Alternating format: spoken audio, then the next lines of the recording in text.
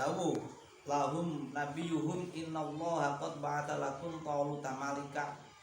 Ini ceritanya kan kemarin kan wis diterangke kan setelah Nabi Musa wafat, orang-orang Bani Israil kan dijadikan budak oleh raja namanya Raja Jalut. Ini nanti nang Eropa itu biasanya enek apa jenenge, enek buku dongeng kayak novel jenenge David versus Goliat.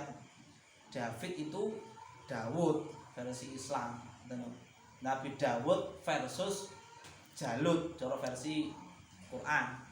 Nah, sebelum Daud versus Jalut itu ternyata Daud itu adalah anak buah dari raja namanya Raja Tolut. Jadi Tolut itu raja yang diangkat oleh nabi. Nama nabinya Nabi Samuel. Kemarin kan sudah ngomongin kan, setelah Nabi Musa itu wafat, Bani Israil jadikan budak, dientek nih. Turunnya Israel itu entek. Jadi wong Israel itu cobone ya gede tapi iso balik terus. Luar biasa orang Israel itu. Cara napa ngelengaran yo wis distel ngono karo Gusti Allah, jadi penguasanya bumi. Menang-menangan iki cerita iki kan entek. Jadi kan hanya tersisa satu kandungan di dalam kandungan itu anak laki-laki nanti menjadi nabi namanya Nabi Samuel gitu kan. Nabi Samuel nanti kemudian besar bareng karo kanca-kancane, kemudian diangkat jadi nabi. Kemudian orang Israel itu ingin melakukan pemberontakan mengenai Raja Jalut, akhirnya minta untuk dikirimi raja lagi. Karena setelah Nabi Musa keenek, Bani Israil gak ada yang mimpin dalam segi pemerintahan ini, dalam rangka untuk memberontak terhadap Raja Jalut. Itu kan akhirnya waktu kita ceritanya kemarin, akhirnya terus kemudian nabinya tadi Nabi Samuel mengiyakan ngijabahi ya wis tak jawabne Gusti Allah, sapa kok sing dadi raja. Akhirnya nabinya itu matur,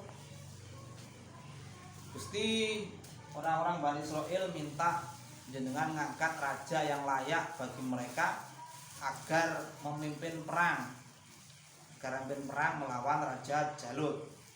Jenengan kirim raja niku. Akhirnya kemudian Allah memberikan wahyu kepada nabi tersebut, ini golek ana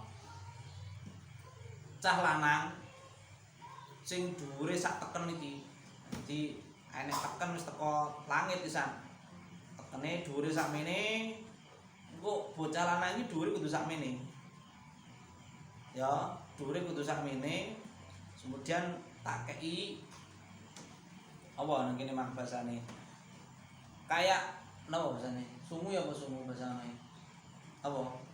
Kayak sungu tapi kok digawe ada minyake engko. Golek ana engko. Akhirnya kan diukur tenanan. Delala enek seorang laki-laki mlebu nang omahe nabi tadi, kemudian ternyata di sirai kumang wis enek tondo-tondo dia akan diangkat jadi raja. Tanda-tandanya akhirnya diomongin oleh Bani Israil, kate diproklamasikan ngono kan. Kemudian si Tolut laki-laki tadi namanya Tolut matur, "Lho, wahai Nabi Samuel, jenengan mboten kleru angkat kula jadi raja niki. Karena nasab saya itu lebih rendah daripada orang-orang Bani Israil." Jadi dileng-leng Bani Israil kan rolas toh. Jadi yang paling elit Lawi. Nah, dalam arti karena dari Lawi nanti itu menurunkan nabi-nabi, gen-gen yang jadi nabi. Nabi Musa, Nabi Harun. Dan ada Yahuda. Ini nanti dari Yahuda ini nanti menelurkan raja-raja. Versinya tafsir ini loh. Lah si Tolut ini bukan dari turunnya Lawi bin Yakub, bukan dari turunnya Yahuda bin Yakub, tapi dari turunnya Bunyamin bin Yakub. Bunyamin itu adik kandungnya Nabi Yusuf. Nabi Yusuf sama Bunyamin itu tunggal bapak tunggal ibu. Karo Lawi karo Yahuda bedo ibu tapi tunggal bapak. 12 anaknya Nabi Yakub yang kita sebut dengan Bani Israel itu berasal dari 3 ibu, 3 istri. Benar, paham nggak? Istilahnya tenan. Mesti minder karena turun gennya itu si Tolut ini merasa tidak memiliki gen untuk jadi raja.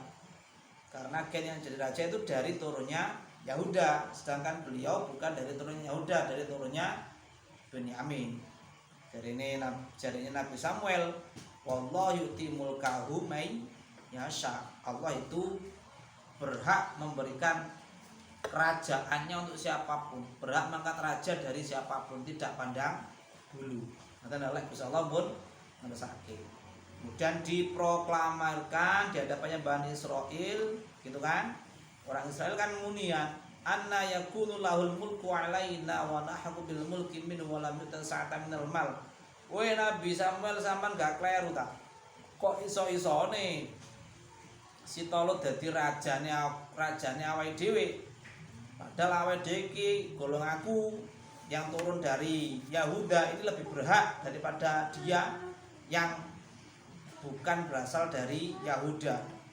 Wis bukan turunnya Yahuda, rapatek duwe duit pisan, ngono kan, walam yuta sa'ata minal mal. Nah, ini nanti kemudian yang menjadi mindset saiki lho.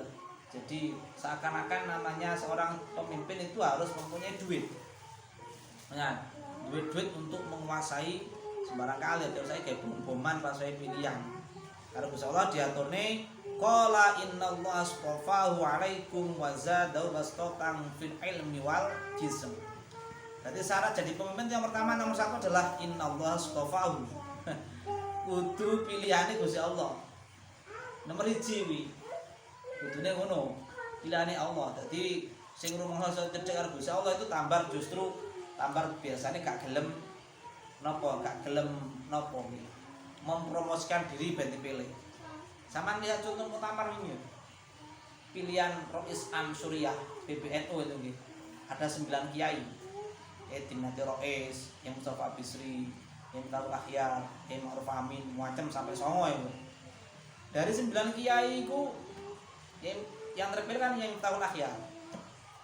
Pas tadi kan diputuskan 9 kiai itu nanti yang milih namanya Rois Am.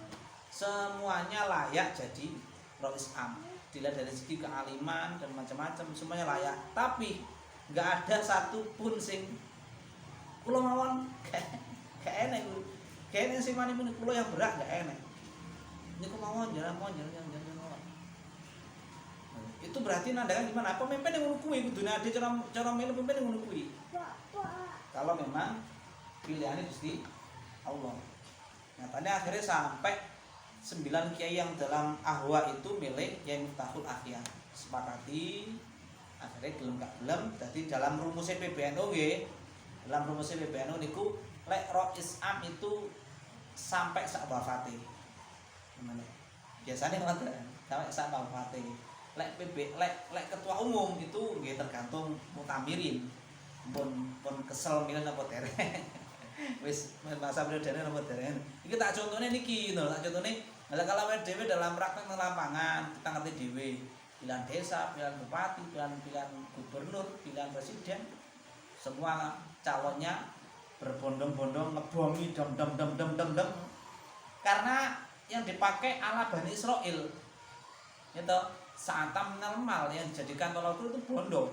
Padahal kalau diangen-angen bolak-balik sono nalar itu kan umpama lah wis gubernur atau bupati lah ngebom lah entek duit 1 triliun umpama contohnya 1 triliun umpama terus gajine iki lho gembalekne lho kudu dadi pejabat pirang tahun iki 400 tahun lah ben padha karo Firaun.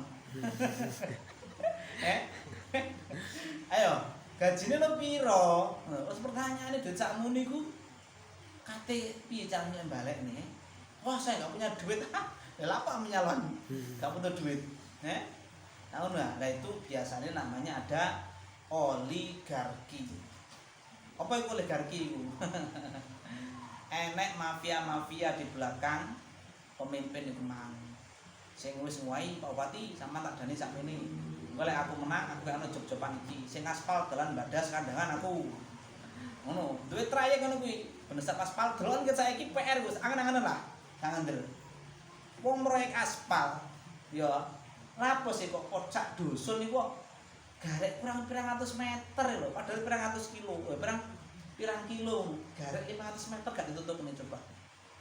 Ya tapi mundi niku lak akeh niku. Kuwi kadal wis jenenge iki.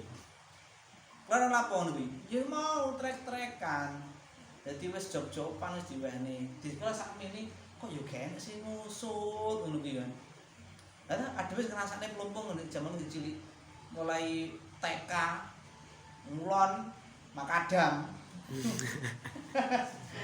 Plumpung etan aspal halus ngene. Ya, udah gembos-gembos nanti pada pengantian bocor terus lewat jalan. Pertanyaan iku lho, garek ban kene blaru nang wong te garek 100 meter gak terus nih. Mosok anggaran tek iki lek ngejer piye coba ayo, anggaran tek iki yo. Nung ndi ngono kuwi, pogel lah ngono kuwi. Iku jenenge namanya sistemnya oligarki. Nanti ada kudu bener tamu. Yo bolak-balik lek nanti sampean mobil kades, mobil pres, mobil grup sampean ketika dicok di bom karo wong duwite piye Pak? Tomponen. Nyoblos urung karuan, aja gelem lek sampean ngene. Aja nyoblos sing ngoe dhuwit. Ngono lho. Lek perlu nyoblos enek calon telu Pak, kudu kabeh coblos kabeh. Ben adil. Salahe ndek kabeh ngene. Ben adil. Ngono ta ya. Jadi sing harus kita pikir ada jadi wong sing ilmu yang pertama niku adalah kaidah jadi seorang pemimpin niku adalah innallaha tofahu, harus jadi pilihannya Allah dulu. Bagaimana cara kita ngukur? Ya lihat profilnya, sisi kealimannya, kesolehannya, amanahnya terutama itu. Itu yang harus dipikir. Yang kedua lah baru ini wazadahu bastotan fil ilmi wal jism. Seorang pemimpin itu harus mempunyai keluasan dalam ilmu dan fisik yang kuat. Itu nomor 1. Nomor 2, okay. Setelah dipilih Allah, baru kemudian yang kedua adalah mempunyai ilmu yang luas. Karena dengan ilmunya nanti bisa ngatur daerah, bisa mengembangkan daerah. Okay. Dengan fisik yang kuat, namanya pejabat pemimpin itu adalah khodimnya umat. Jadi Sayyidul Umam khodimuhum, pemimpinnya umat adalah pelayannya. Pelayan itu kudu kesit, kuat, gak ngkrik-ngkriken. Ngono lho, nanti kudu sehat. Nanti bukan duitnya yang paling banyak, tapi yang paling kuat fisiknya. Jadi umpama kaya ADW roan, ngecor, pemimpinnya kudu tandang dhisik, ora kok bagian dadi mandori tok, gak tandang, gak apa ngongkoni tok tapi juga tandang. Iku contoh sama aja Nabi. Pas saya bangun Masjid Nabawi itu, gawe pondasi Nabi itu melu otong-otong. Sama Syekh Hamzah diaturi Nabi jenengan pun sepuh, pun umur 50 lebih. Jenengan istirahat mawon, tak kula sing tandang. Jadi kan Nabi enggak, saya belajari orang. Dan nggih, itu sing perlu kita angan-angan, nggih. Itu ceritanya ngeten ku wau, sing nanti akhirnya nanti akan ada sebuah peristiwa yang nanti perangi manusia dengan kaum raksasa. Wallahu wasi'un alim. Qala lahum nabiyuhum